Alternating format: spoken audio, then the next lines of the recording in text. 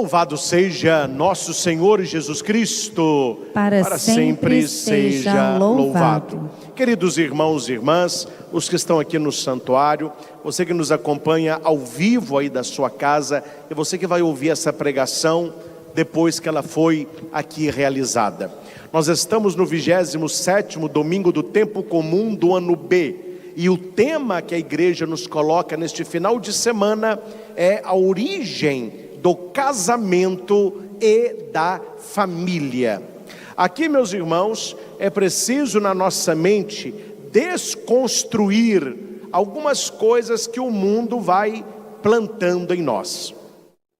Eu já ouvi algumas piadas, algumas frases em para-choque de caminhão, falando mal do casamento. É como se Deus tivesse criado o amor, como eu já li isso, e o diabo criou o casamento. Temos também os outros desentendidos, que relativizam a união matrimonial, dizendo que foi a igreja quem criou o casamento, que o que vale é o amor do homem pela mulher. Nada mais errôneo e de maneira desconhecida. Quem diz isso é uma pessoa ignorante, ou seja, ela ignora, ela desconhece a revelação bíblica. E é exatamente isso que Jesus traz na sua palavra, e que na origem da humanidade, Deus já tinha planejado o matrimônio e a família. Comecemos pelo Evangelho, que está em Marcos, capítulo 10, versículo do 2 ao 16. No início do Evangelho nós temos os fariseus, que não querem saber de nada. É um povo que não quer saber de nada. Eles querem causar, eles querem dividir. Então a Bíblia aqui é muito clara que os fariseus se aproximam de Jesus não para aprenderem com ele, não para configurarem a vida com o ensinamento dele. Eles não têm este interesse. Eles querem pô-lo à prova. Eles querem pegar Jesus em alguma palavra. E qual é a pergunta que eles trazem a Jesus? Se era permitido ao homem divorciar-se de sua mulher. Então Jesus, ele tem, atenção, sobre o casamento, um olhar positivo. Os fariseus, eles têm um olhar negativo. Quem tem um olhar positivo deveria se perguntar: o que é necessário para que um casal tenha harmonia conjugal durante toda a vida? O que é necessário num casal para que eles sejam fiéis à aliança matrimonial que um dia receberam perante o altar? O que Deus, que criou o matrimônio, espera dos casais que se casam? Esta deveria ser a pergunta. Mas tem gente que tem um olhar negativo do matrimônio, como os fariseus. É permitido ao homem divorciar-se de sua mulher? Se o casamento der errado, como é que se faz? Se a gente se enjoar um do outro, se a gente se cansar um do outro, se o casamento perder a graça, como é que faz? Então veja, há perguntas para a manutenção do casamento, para a reconstrução do casamento, e há perguntas para o caminho mais fácil. Nós vivemos uma época difícil, tanto para a igreja quanto para os casais, porque o mal entrou na cabeça de muitos, onde o caminho mais fácil para o matrimônio é o divórcio, é a separação. E as pessoas se separam e elas vão tendo outras uniões como se fosse a coisa mais normal do mundo. Para o mundo é normal. Mas eu vou me basear na palavra de Deus. Deus, que é o autor do matrimônio, e Jesus, que vai defender o matrimônio como seu pai o criou. Eu sei que no mundo de hoje, quando nós falamos de casamento, de matrimônio e temas relacionados a isso, dá uma confusão. E qual é o motivo da confusão? As pessoas não querem mais configurar a sua vida com o projeto de Deus. Elas querem ter um projeto próprio. E o projeto delas é superior ao plano da criação. Resumindo, elas sabem mais que Deus. A maneira clara e rasgada de falar coisa é assim que a banda está tocando.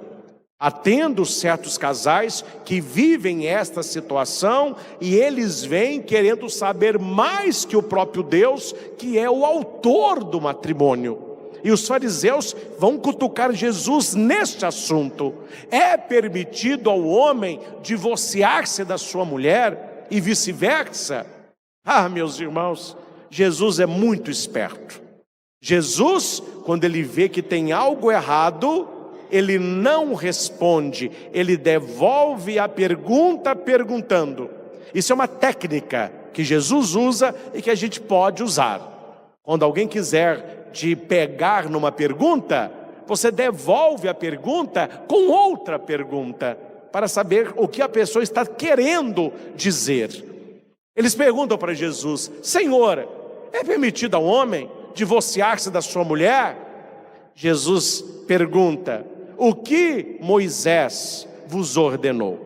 Quer dizer, vocês são fariseus, vocês sabem. Vocês estão me perguntando por quê? Vocês sabem. Eles respondem: Moisés permitiu escrever uma certidão de divórcio e despedi-la. Depois você leia aí na sua Bíblia, Deuteronômio 24, versículo 1. Aí está esta lei mosaica. Então Moisés, em alguns casos, ele disse: você pode pegar uma certidão e mandar a sua mulher embora. Aí Jesus entra no assunto através daquilo que eles responderam.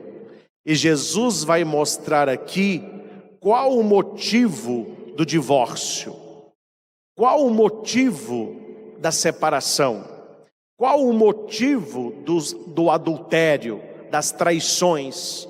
É o coração do homem que se torna duro. Há anos, isso não tem meses não, tem anos. Esse ano, eu fiz 19 anos de padre. Desde quando eu era diácono, eu já trabalhava com casais. Trabalhava com as famílias. E eu sempre tenho para os casais que estão em crise um caminho de reconstrução. É possível, padre? É possível. Todo casamento pode ser salvo. Todo casamento pode ser salvo, se os dois querem salvá-lo. Qualquer casamento pode ser salvo. Quando um dos dois tem o coração duro, qual é o caminho? A separação. Por isso que Jesus vai responder: Moisés permitiu isso por causa da dureza do vosso coração. Foi por isso que Moisés permitiu que o homem despedisse a sua mulher.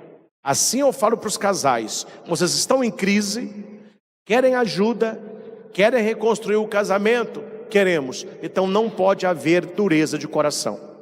Tem que ter mansidão, tem que ter recomeço, tem que ter mudança de atitude. Quem ama, muda.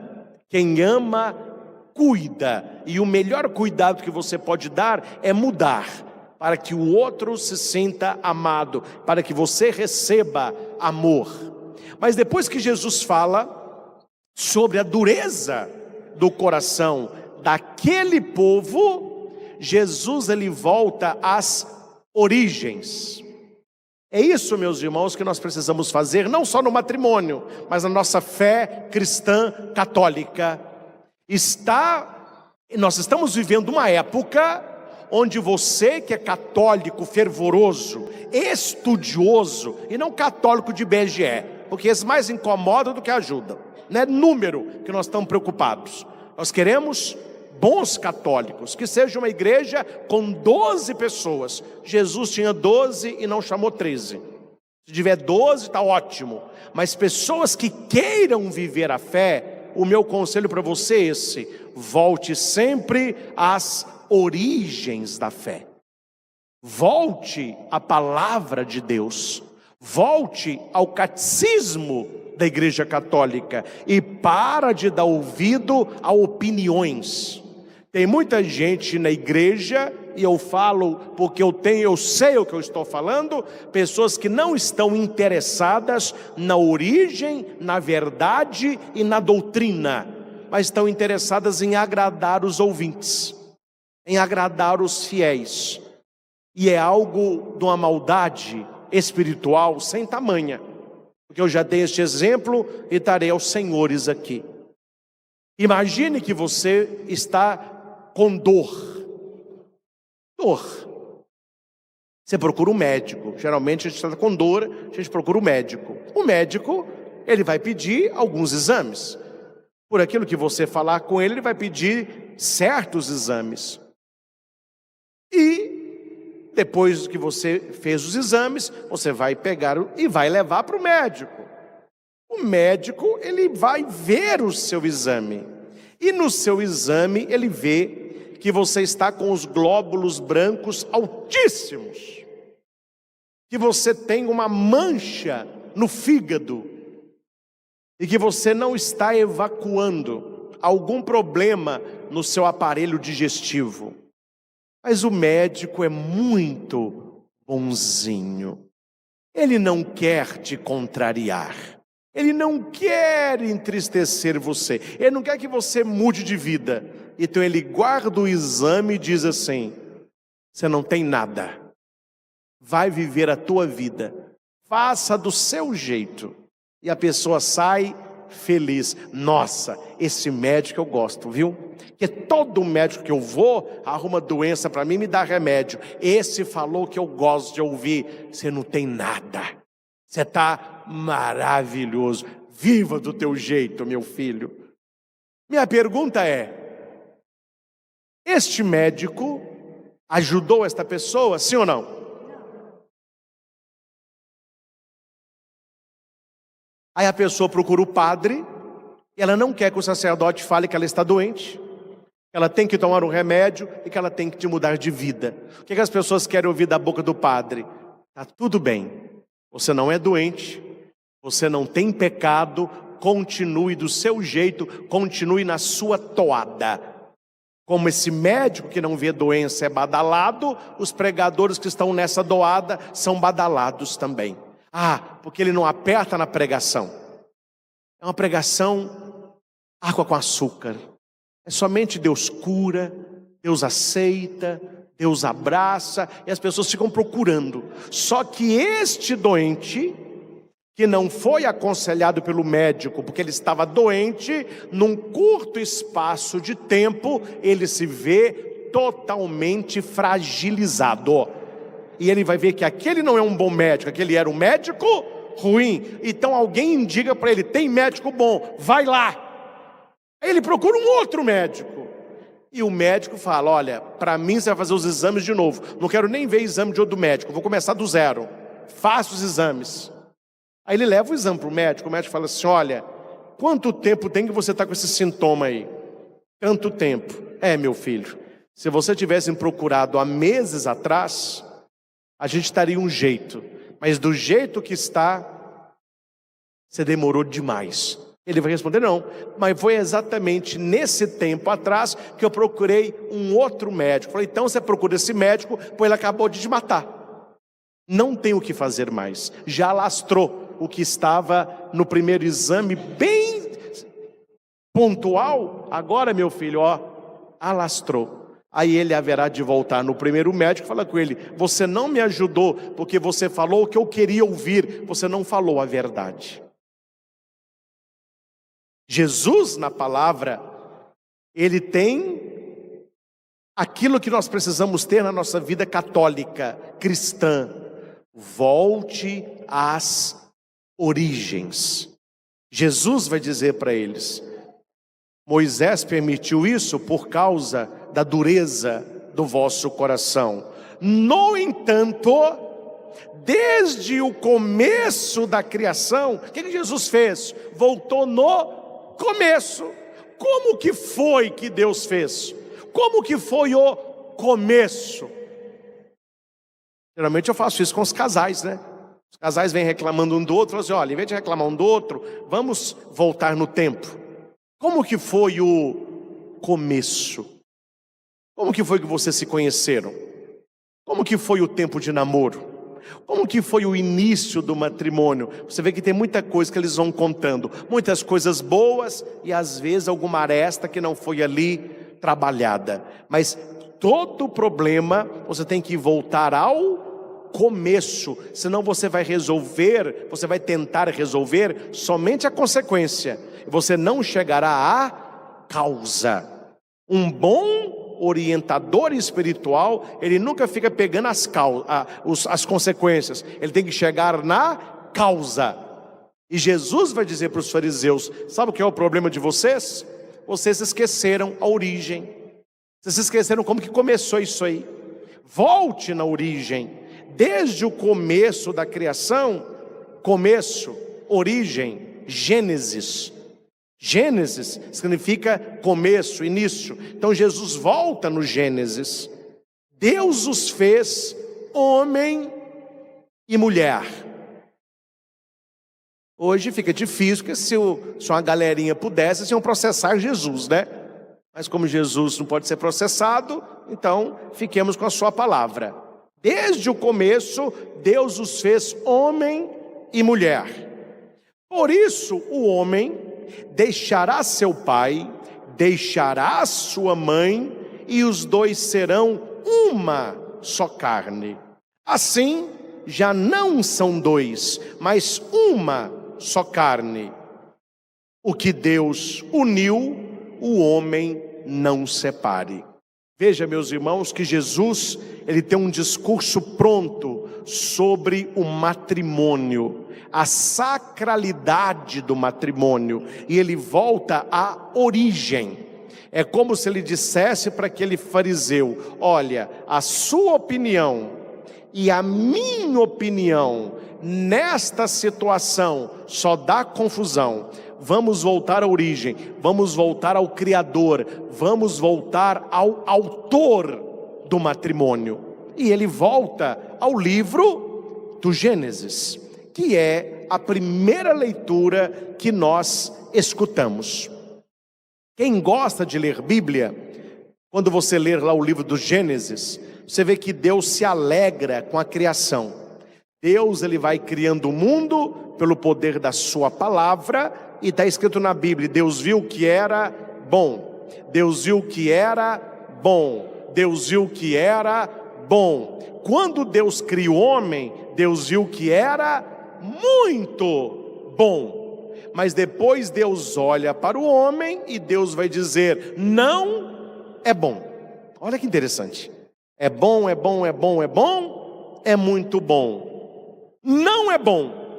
Alguém perguntava, o que, Senhor? O homem não é bom? Não. Não é bom que o homem esteja só. Aqui Deus está falando da solidão inicial. Meus irmãos, olha para o padre aqui, entenda uma coisa.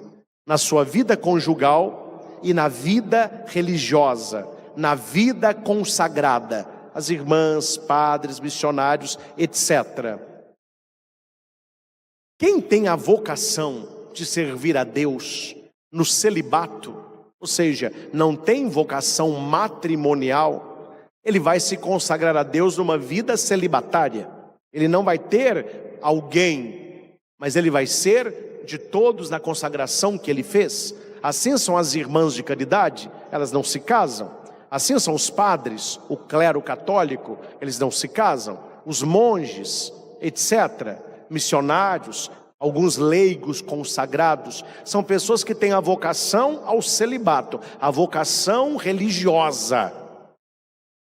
E tem a outra vocação, que é a vocação matrimonial, a vocação de você ter alguém, se relacionar com esta pessoa, constituir com ela uma família. Aqui é muito interessante que Deus, ele vê a necessidade humana. que precede o sacerdócio. Não existe um homem casado que será aceito pela igreja, que ele largue a mulher, que ele largue os filhos, anule o matrimônio e ordene padre. Isso não existe. Como que ele vai largar a mulher e o matrimônio para servir a Deus uma vida religiosa, sendo que ele já assumiu a aliança matrimonial?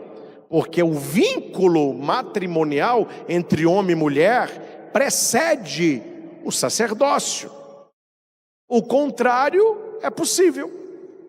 Um padre, que na sua vida de padre, não se sabe ao certo motivo, cada um tem a sua história, nós estamos aqui para julgar, mas ele perde o elan sacerdotal, ele perde aquela paixão das coisas do altar, e ele então vai manifestar a sua vocação primária, que é a vocação ao matrimônio, que quando Jesus institui o sacerdócio da nova aliança, a origem não era o sacerdócio, a origem é o matrimônio.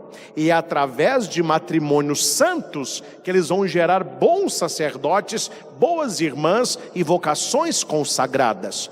É de uma família santa que irá gerar os filhos da igreja, aqueles que serão consagrados, e não o contrário. Então este padre pode ter se apaixonado por uma mulher, ou pode ver que a vocação dele é muito mais para o matrimônio do que para o sacerdócio. O que esse padre faz? Pelo menos o caminho certo é esse.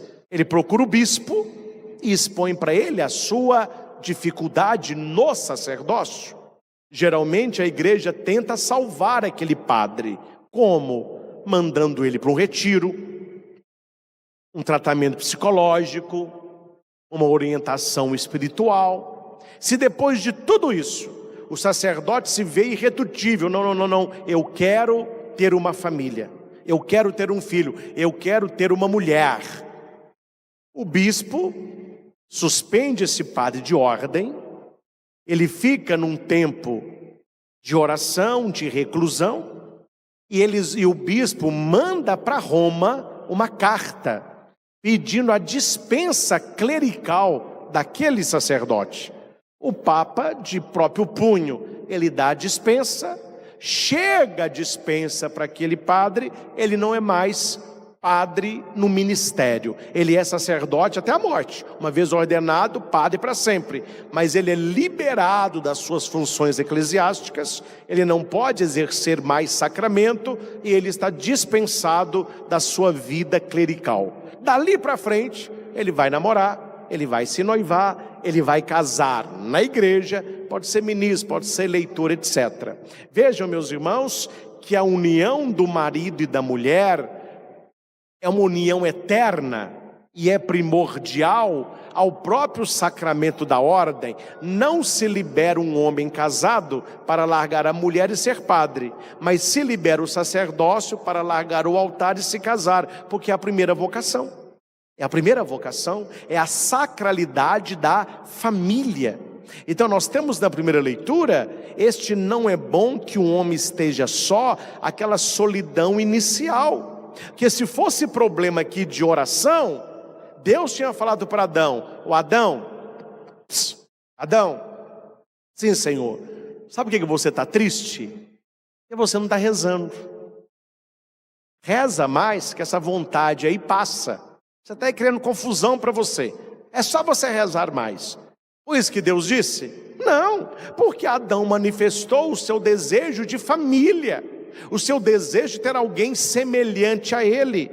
E a leitura é muito sábia, porque Deus irá fazer passar para Adão todos os animais. Isso aí é mostrando a superioridade do ser humano perante todos os animais. Eu não vou entrar nisso, porque vai dar confusão além do necessário. Mas só para você entender na Bíblia, biblicamente falando, não é a minha opinião pessoal, biblicamente falando, é muito problemático quando o ser humano coloca nos animais parentescos humanos. Exemplo, chamando o pet de filho, de neto, papai e mamãe. Cada um viva como quiser. Eu estou falando biblicamente. A Bíblia diz que animal algum é igual ou semelhante ao ser humano. Tanto que colocou Adão para ver os animais todos, e a Bíblia diz: Adão não encontrou ninguém semelhante a ele. Porque o ser humano não se iguala em animal nenhum. E aqui uma coisa clara para nós cristãos católicos: toda vida importa, mas a vida humana importa mais do que qualquer animal. Não se iguala. E hoje eles igualam. Tanto faz salvar o neném como salvar um cachorro. Tanto faz salvar um homem como salvar uma baleia. Toda vida importa. Toda vida importa. Mas o ser humano, na obra da criação de Deus, ele é superior em toda a obra.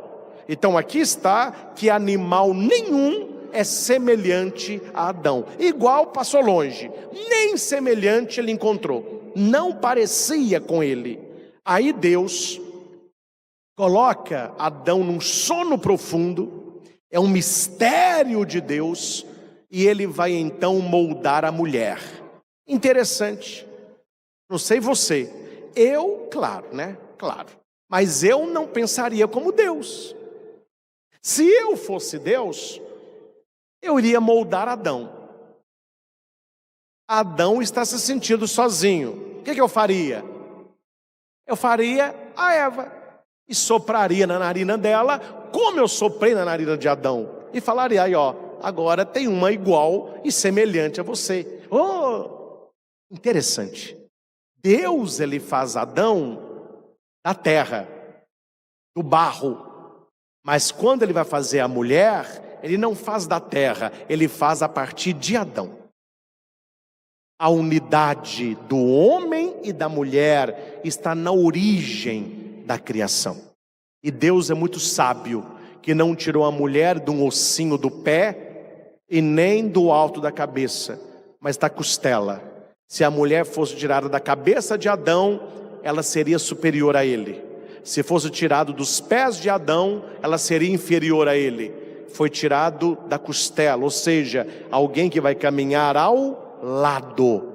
Tirar da costela é uma parceira, que na Bíblia é a palavra Ezer, que significa companheira, parceira, alguém para andar do lado, alguém que completa um ao outro. Então é dado a Adão esta mulher, tirada dele. E é Deus formou a mulher e ele a conduz a Adão.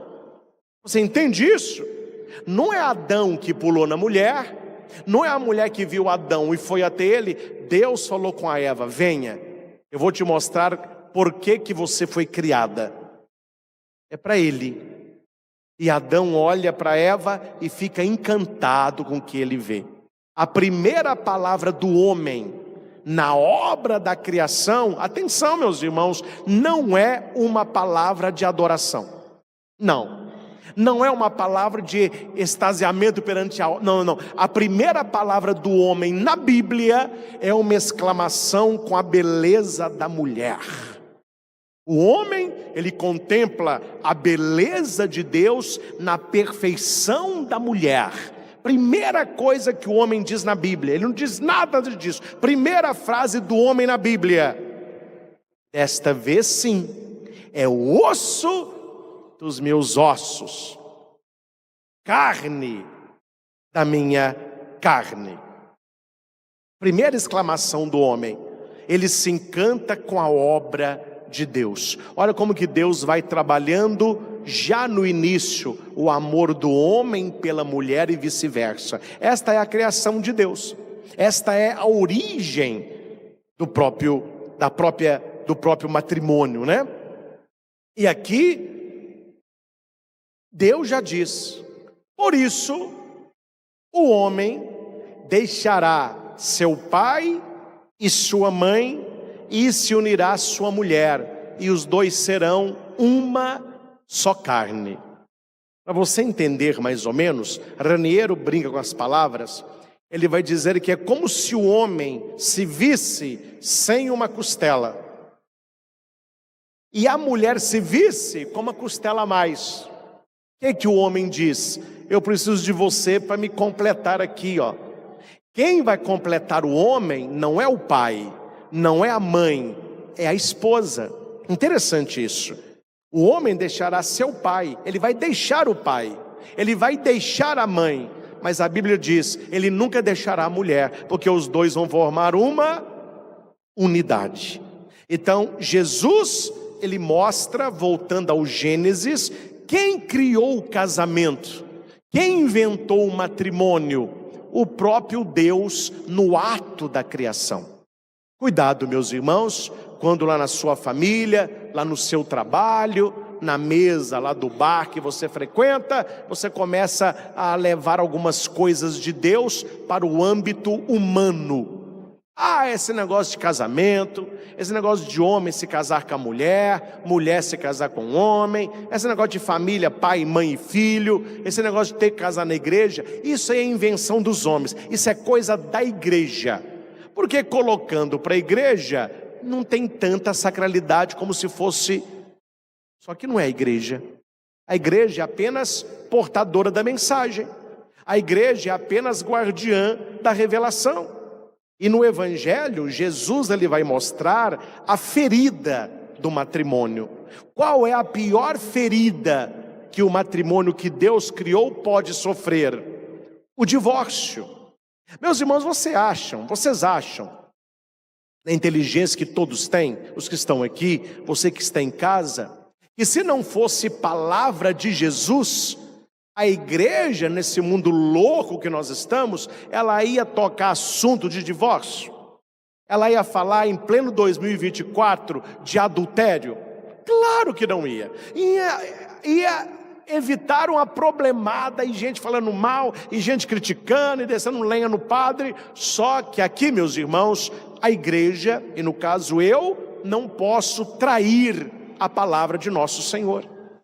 A gente não pode mudar a palavra de Cristo para agradar os homens. Os homens devem mudar para agradar a Cristo.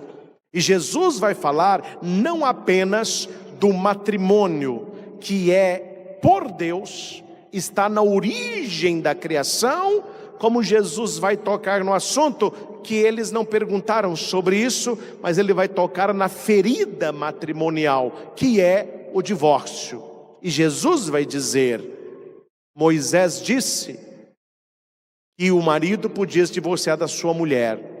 Eu, porém, vos digo, quem se divorciar da sua mulher e se casar com outra, cometerá adultério com a primeira. E se a mulher se divorciar do seu marido e se casar com outro, ela também comete adultério. E é um pecado grave que está na lei de Moisés. Não cometerás adultério. Está no catecismo da igreja. Não cometerás adultério. Meus irmãos, o adultério não foi abolido. Não foi abolido. Papa, bispo, padre, nós não podemos abolir o que Jesus colocou. Eu entendo que as pessoas têm histórias variadas, sofrimento que a gente não conhece, há casais que sofreram muito e cada caso precisa ser orientado naquele caso. Mas o que o Senhor nos mostra, que uma aliança matrimonial, ela não é rompida apenas porque o casal não conseguiu mantê-la. Não é uma aliança afetiva. Atenção nisso. É isso que o mundo prega hoje. A aliança de homem e mulher, ela é afetiva. O que é uma aliança afetiva? Tá bom enquanto tá bom. Não tá bom mais, parte para outra.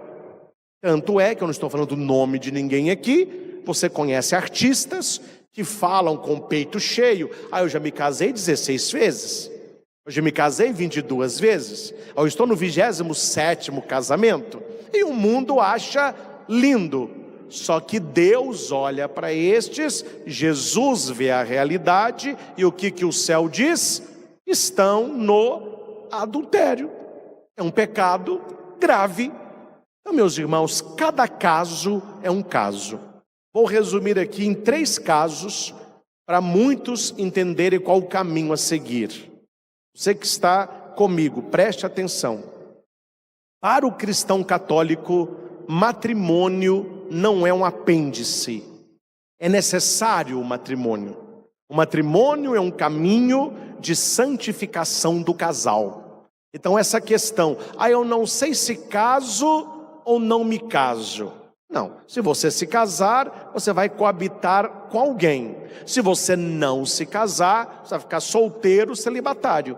Não tem como você ter uma vida marital sem receber o sacramento do matrimônio.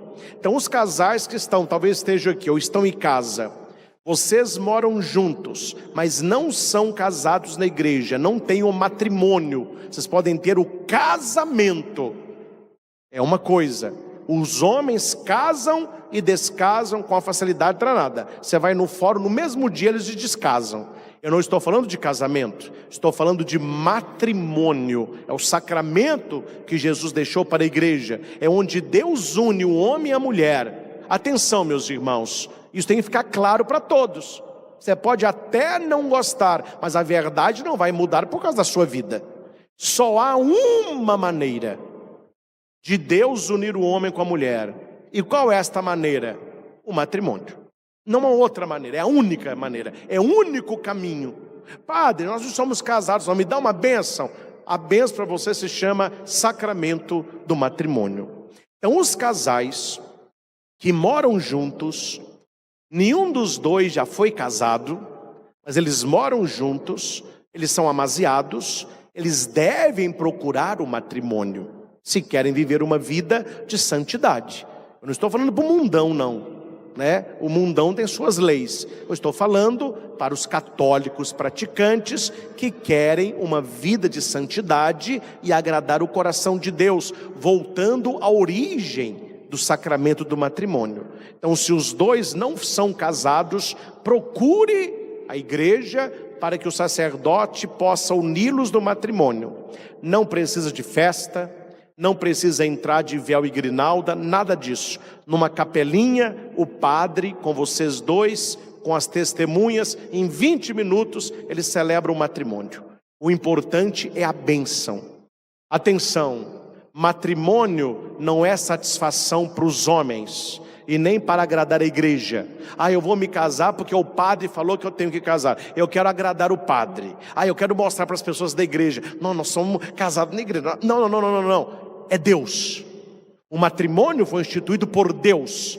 E a pessoa que não o recebe está em pecado grave. Este é o primeiro ponto. Aqueles que podem casar e não se casam, devem procurar a igreja para casar.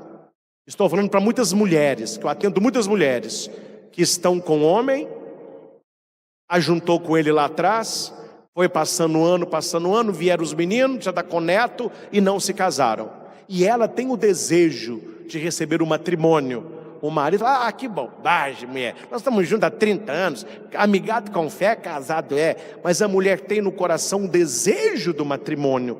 Deus chama ela a uma vida de santidade. E isso vai acontecer, viu? Quanto mais a pessoa começa a rezar, começa a ter a devoção à Nossa Senhora, começa a entender a Bíblia, essas coisas começam a incomodar. A pessoa fala, não é assim que Deus quer.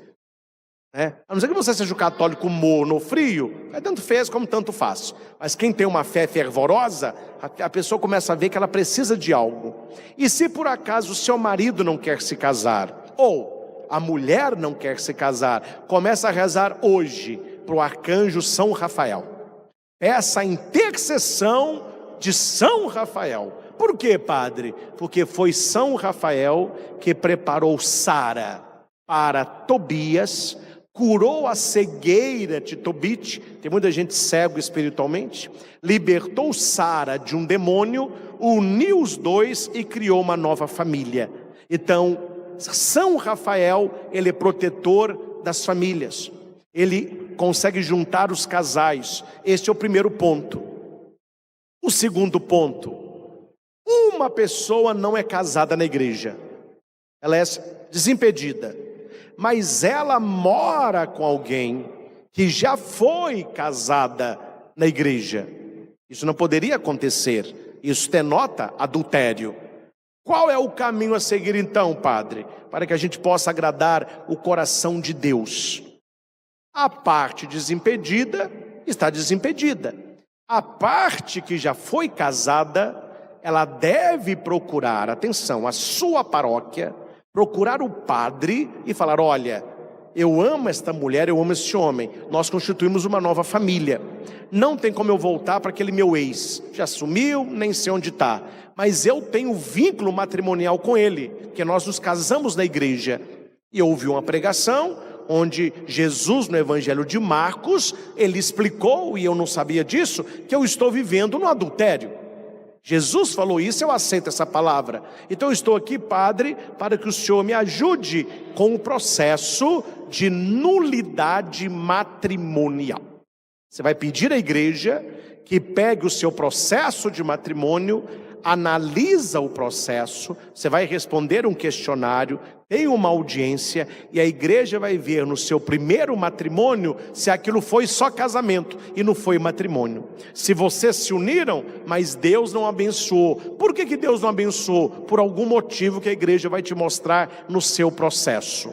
Saindo a sua nulidade, vocês dois podem receber o matrimônio na igreja. Muita gente não sabe disso até hoje.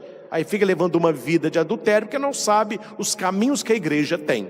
Então este é um outro caminho para que você, eu sei que muita gente vive essa situação, e a gente respeita, a gente acolhe, porque eu sou aqui um pregador, eu não sei o que você viveu no seu primeiro relacionamento, eu não sei qual foi o seu sofrimento, eu não sei o motivo do divórcio, nós estamos aqui para julgar ninguém, mas a igreja precisa resolver essa situação. A igreja precisa resolver essa situação. Suponhamos, eu pego um exemplo para mim, eu sou sacerdote, sou padre, mas eu me apaixonei. Então, de vez em quando eu encontro com a mulher e eu durmo com ela. Espera aí, como que nós vamos resolver a situação? O senhor vai continuar sacerdote no altar celibatário, ou você vai abrir mão do seu sacerdócio para coabitar com essa mulher? O problema é viver uma situação que não se resolve. Tem que resolver. Tem que resolver. Você vai ser padre ou vai casar? Os casais que estão nesse tipo de união, tem que resolver isso aí. Então você precisa procurar a igreja para pedir a visão da igreja, para abrir o processo de nulidade matrimonial. A igreja não vai anular seu casamento. Ela vai declarar que ele não existiu, não foi matrimônio. E temos o terceiro caso, quando os dois já foram casados na igreja e os dois coabitam como um novo casal, sendo que os dois têm impedimento a esta nova união. Então o processo de nulidade tem que ser pedido pelos dois. A igreja sempre tem uma resposta. E por fim, padre, e se o meu processo de nulidade não sair? E se eu sou casado mesmo com a outra pessoa? Aí a igreja te encaixa num acompanhamento específico chamado de casais de segunda união. A igreja não vai chamar, vamos fazer hoje um encontro dos casais adúlteros. Não, ela vai dizer casais de segunda união. Por que isso? Há uma maneira de viver a fé católica no seu estado. A igreja tem uma resposta, ela tem um direcionamento, ela tem um ensinamento. Qual que é o problema? Vou dizer para você claro qual é o problema. As pessoas ficam numa sarna para casar, e puxa para de um lado e puxa para do outro, e é enfeite aqui, e aquela injeção. Aí depois que o casamento não vinga, o que é que eles fazem? Eles resolvem do jeito deles e não procuram a igreja. Aí que está o problema. Se procurou a igreja para casar, seria de bom tom procurar a igreja para dizer: olha, não deu certo, nós vamos nos separar. O que a igreja tem para me dizer? Qual que é a orientação da igreja para a minha vida? Porque aqui para nós, meus irmãos, convenhamos que há certas situações que o padre vai dizer: separa, pode largar essa mulher, esse homem, está falido isso aí, não há o que fazer. Mas é preciso o quê? A humildade de buscar a orientação. Repito, tem que ficar muito claro isso aqui. Não é uma satisfação social. Matrimônio não é para as pessoas verem. Não é para agradar nem padre, nem bispo, nem papa. Para a minha vida de padre, eu oriento os casais a cumprirem os mandamentos e sacramentos. Mas se você tem um matrimônio, se não tem, se casa, se não casa, na minha vida sacerdotal, não interfere em nada.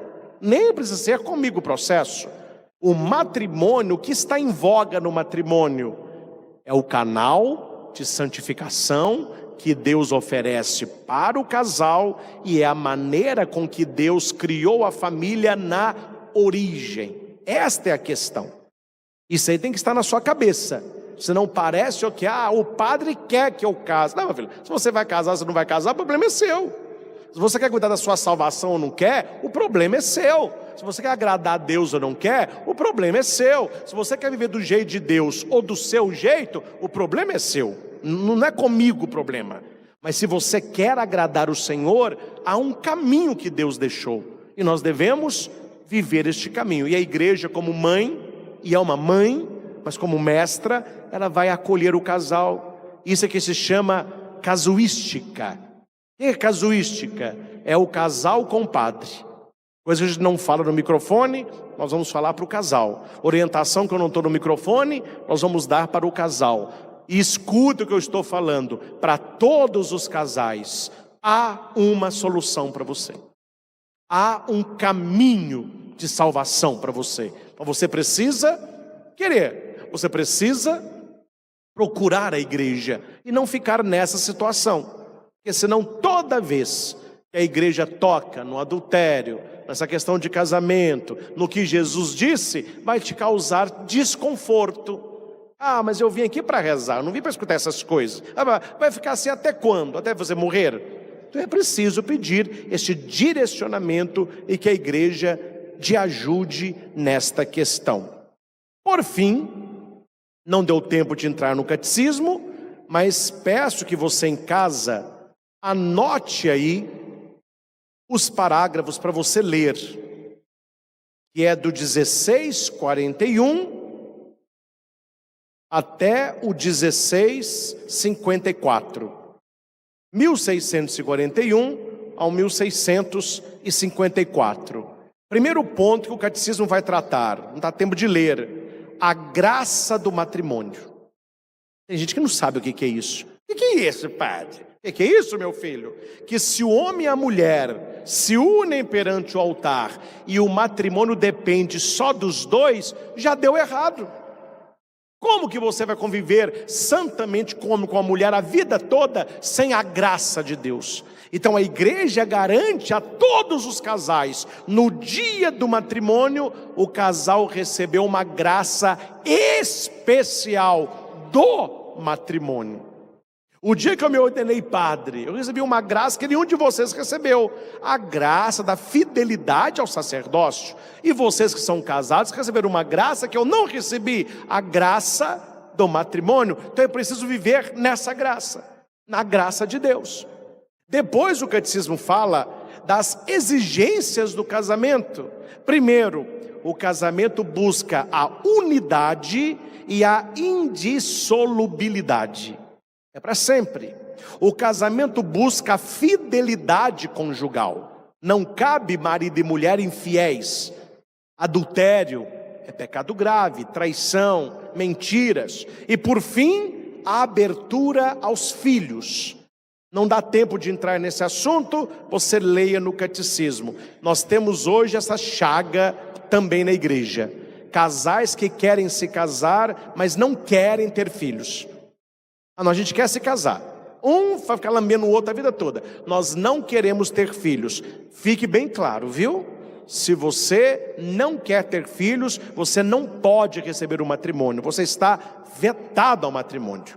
É um casamento inválido. É declarado nulo.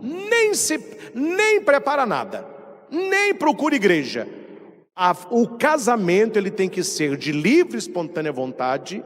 Tem que manifestar união indissolubilidade, ele não pode ser dissolvido, tem que ter fidelidade e abertura à fecundidade. São as 3 perguntas que o padre faz na hora do casamento. É de livre e espontânea vontade que você está aqui? Ah, não, me coagiram, não precisa casar. Está nulo, está nulo. Você promete ser fiel ao seu cônjuge? Ah, pá, de vez em quando dá um ladinho de seca, não precisa nem casar. Está nulo. Ah, você quer ter filho? Não queremos ter filho, está nulo. Isso, meus irmãos, não é Padre Christian, não, viu? É porque como as pessoas não falam, e a gente fala, parece que a gente fica criando essas coisas. É a doutrina oficial da nossa igreja. Então vale a pena, para parar de falar bobagem, você leia primeiro o Catecismo da Igreja, estude o Evangelho de hoje, leia Gênesis, e você vai entender qual é o projeto de Deus para o matrimônio e a família. Se você vai se encaixar ou não, aí é escolha do casal, não cabe mais a nós. O que cabe à igreja? Ser porta-voz daquilo que o Senhor nos deixou. Orai e vigiai, para não cairdes em tentação. O espírito do casal pode estar pronto, mas a carne é sempre fraca. Tomem posse diariamente da graça do matrimônio, aquilo que Deus lhes concedeu. E para os casais que estão nessas situações que aqui disse, não fique chateado, procure a igreja vai te acolher, ela tem uma palavra para você, ela vai orientar você, para que você participe sempre da comunidade cristã católica, do jeito certo, do jeito de Deus. Louvado seja nosso Senhor Jesus Cristo, para sempre seja louvado.